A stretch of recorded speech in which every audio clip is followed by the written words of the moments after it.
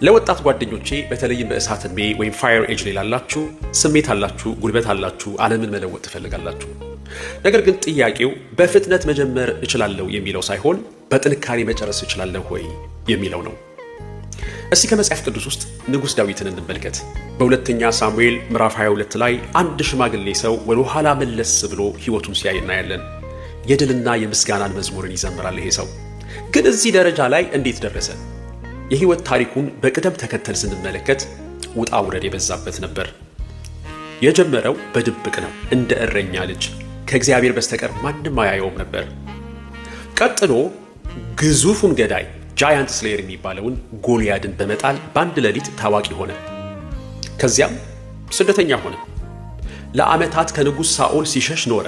በዋሻ ውስጥ ተደበቀ። ድብርትና ፍርሃትን ታገለ። ከዚያም ንጉሥ ሆነ። ቤተ መንግሥት ገባ። ነገር ግን በኃጢአት ወደቀ።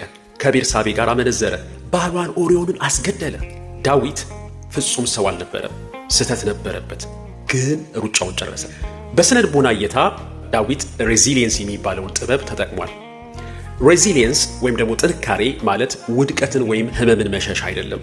ይልቁንም በመከራ ውስጥ ትርጉም በማግኘት ከውድቀት በኋላ ተመልሶ የመነሳት ችሎታ ነው። ዳዊት ሲወድቅ በውርደት ውስጥ አልቀረም። ሌላ ሰው ላይ አላሳበበም። ስሜቱን አደመጠ። ስለ ህመሙም መዝሙር ጻፈ። ውድቀቱን አምኖ ተቀበለ። ወደፊት ተራመደ። ይሄ በስነ ልቦና ፖስት ትራውማቲክ ግሮዝ ይባላል።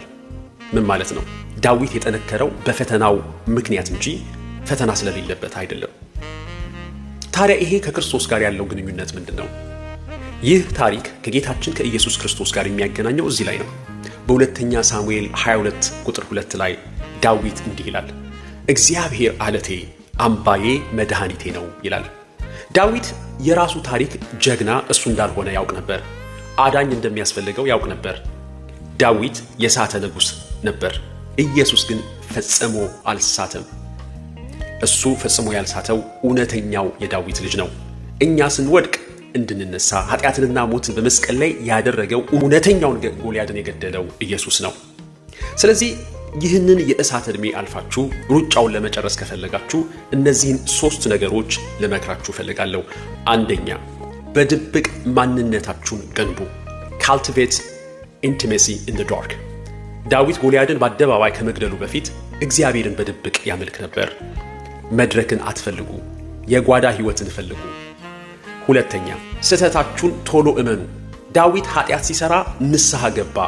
የአእምሮ ጤንነት ተጠያቂነትን ወይም አካውንታቢሊቲን ይፈልጋል። ኃጢአታችሁን አትደብቁ፣ ወደ ብርሃን አውጡት።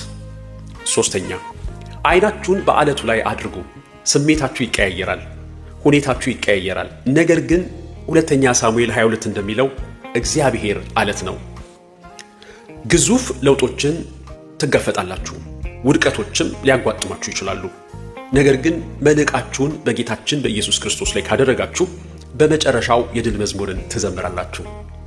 ሩጫችሁን ቀጥሉ፣ በርቱ፣ አይዟችሁ።